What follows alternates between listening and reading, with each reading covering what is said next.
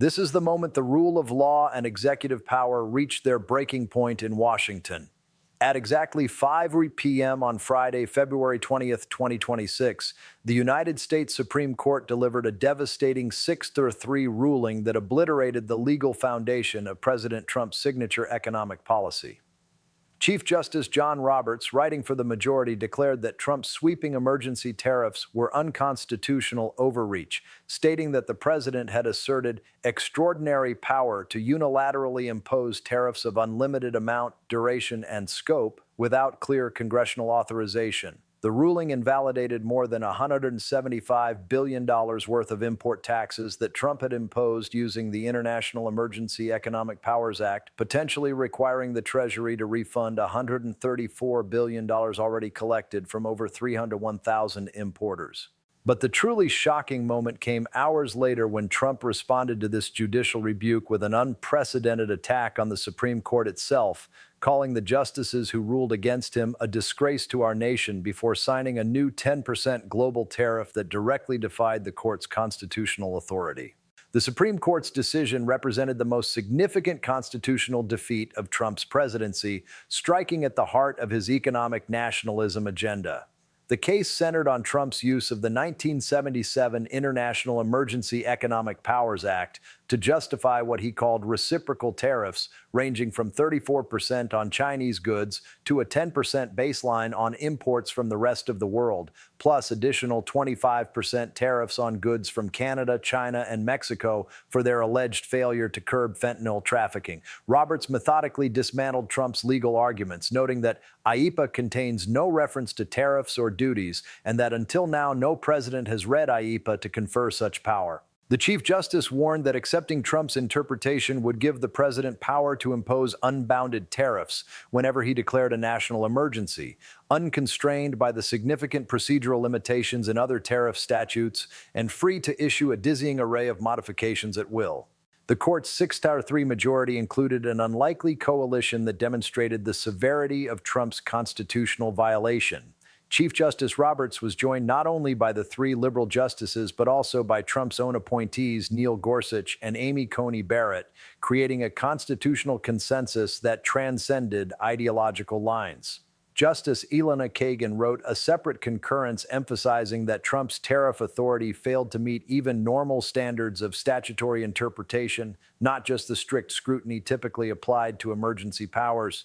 It is not just that the government's arguments fail to satisfy an especially strict test, it is that they fail to satisfy the normal one, Kagan observed, noting that nothing in the definition of regulate naturally refers to levying taxes. The broad nature of the majority coalition sent an unmistakable signal that Trump had crossed fundamental constitutional boundaries. Justice Brett Kavanaugh's dissent, joined by Clarence Thomas and Samuel Alito, provided the only support for Trump's position but inadvertently highlighted the extraordinary nature of his tariff regime. Kavanaugh acknowledged that the tariffs may or may not be wise policy, but argued they were clearly lawful under IEEPA. However, his dissent also warned of the coming mess when the federal government would be forced to return billions of dollars in tariff revenue, noting that the court said nothing today about whether, and if so how, the government should go about returning the billions of dollars that it has collected from importers. This warning proved prophetic as the immediate practical implications of the ruling became clear. The financial scope of the Supreme Court's decision was staggering. According to U.S. Customs and Border Protection data, the federal government had collected approximately $134 billion in revenue from the now invalidated tariffs between January 20th, 2025 and December 2025. The Penn-Wharton budget model calculated that more than $175 billion in total tariff collections were at risk of having to be refunded to importers who had paid the illegal taxes. For context, this represented nearly half of all tariff revenue collected by the federal government during Trump's second term, fundamentally undermining the fiscal foundation of his economic agenda. Companies that had absorbed these costs or passed them on to consumers now had potential legal grounds to demand refunds from the Treasury Department, with hundreds having already filed lawsuits in anticipation of exactly this outcome. Trump's reaction to the Supreme Court defeat was swift and constitutionally alarming. Within hours of the ruling, he held a press conference where he launched a personal attack on the justices who had ruled against him.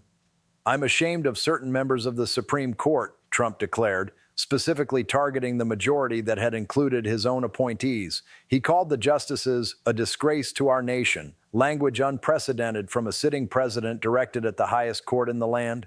This represented a fundamental violation of the separation of powers, with the chief executive personally attacking members of the judicial branch for performing their constitutional duty to interpret the law. Constitutional scholars immediately recognized this as authoritarian rhetoric designed to undermine judicial independence and delegitimize court decisions that constrain presidential power. But Trump didn't stop at verbal attacks on the Supreme Court. In a direct act of defiance against the judicial branch, he announced that he had signed a new executive order imposing a 10% across-the-board tariff on all imports using different legal authority. This new tariff regime, implemented under alternative trade statutes that the Supreme Court had not addressed, represented Trump's attempt to maintain his protectionist policies despite the constitutional ruling against him. The 150-day time limit on these new tariffs, which would require congressional approval for extension, set up a direct confrontation between the executive and legislative branches, as Trump demanded that Congress ratify his trade war policies or risk economic disruption. The economic implications of this constitutional crisis were immediate and severe.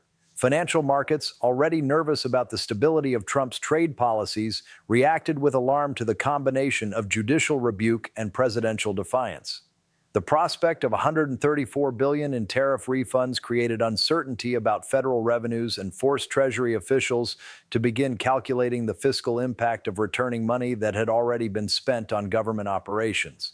Companies that had restructured their supply chains to avoid Trump's tariffs now faced the possibility of recovering their losses while simultaneously dealing with new 10% levies that could disappear in 5 months without congressional action. This regulatory whiplash exemplified the chaos created when presidential policies lack proper legal foundation. The Supreme Court's constitutional analysis revealed the broader implications of Trump's authoritarian approach to trade policy. Chief Justice Roberts emphasized that accepting Trump's interpretation of emergency powers would create a precedent for unlimited presidential authority over the economy.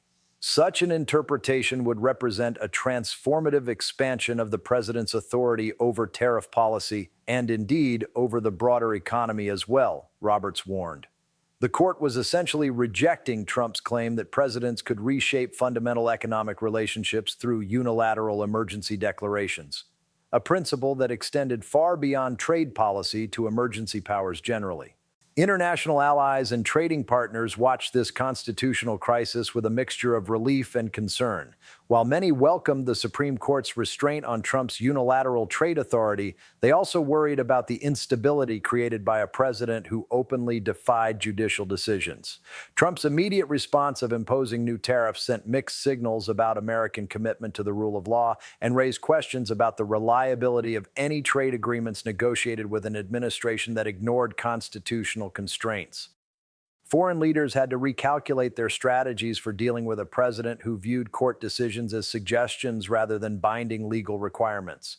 The timing of Trump's Supreme Court defeat was particularly damaging given his broader political troubles. The tariff ruling came as Trump was already facing multiple legal challenges and declining approval ratings, creating the impression of an administration under siege from all branches of government. His angry response to the court's decision reinforced narratives about his authoritarian tendencies and inability to accept institutional constraints on his power. Republican allies in Congress found themselves in the uncomfortable position of either defending Trump's attack on the Supreme Court or breaking with the president on a core constitutional issue.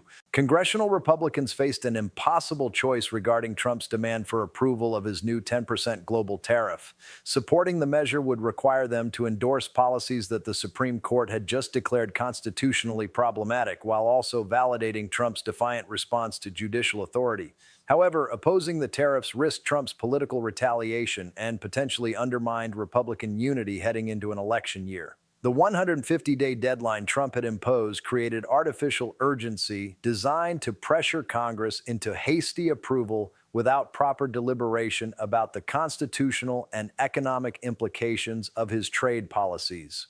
The legal challenges to Trump's new tariff regime began almost immediately. The same business groups and states that had successfully challenged his emergency tariffs announced plans to contest the new 10% levy in federal court. Legal experts noted that while Trump was using different statutory authority, his new tariffs still raised constitutional questions about the scope of presidential trade powers and the proper role of Congress in regulating international commerce.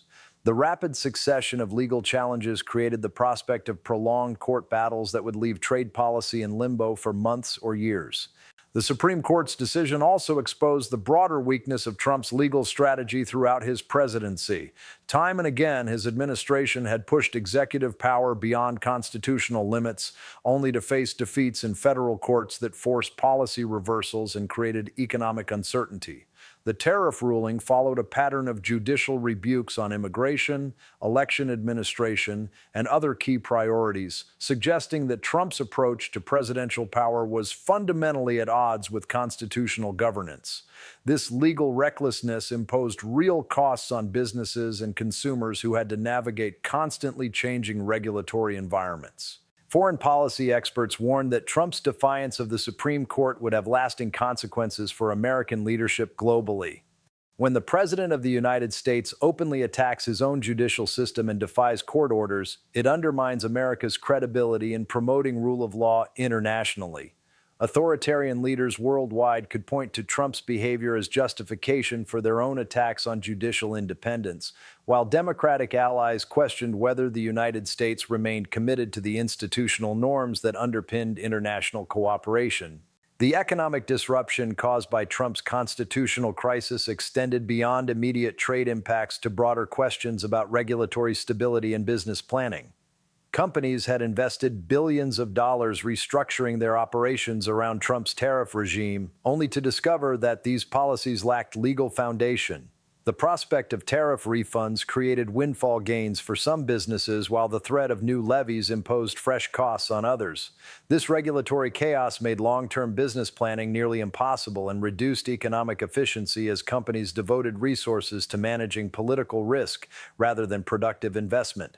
Trump's personal attacks on Supreme Court justices also raised serious questions about judicial security and independence.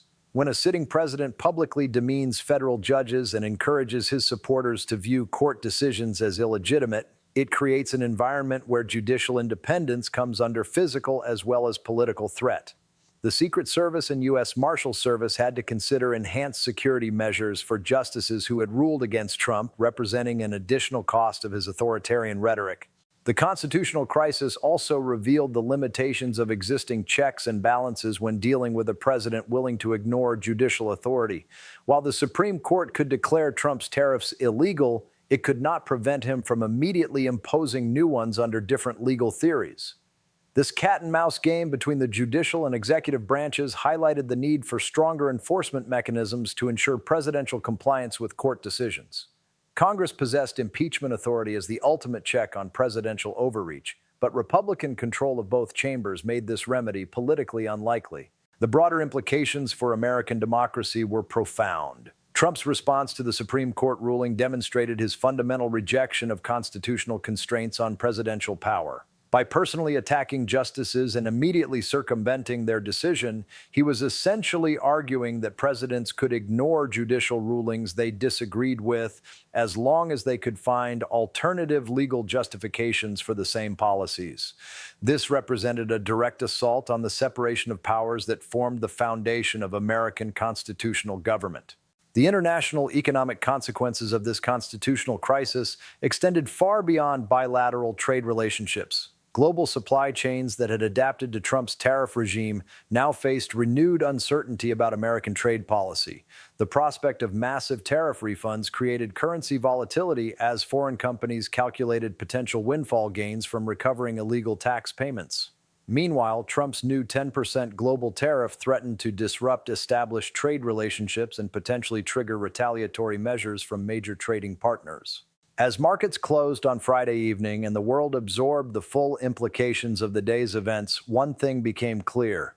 The constitutional crisis triggered by Trump's Supreme Court defeat and his defiant response had fundamentally altered the American political landscape. The rule of law and executive power were now in open conflict, with Congress forced to choose sides and international allies questioning America's institutional stability. Trump had transformed a legal defeat into a broader constitutional crisis that threatened the foundations of democratic governance. The next 150 days would determine whether American institutions were strong enough to constrain a president who viewed judicial decisions as obstacles to be circumvented rather than constitutional requirements to be obeyed.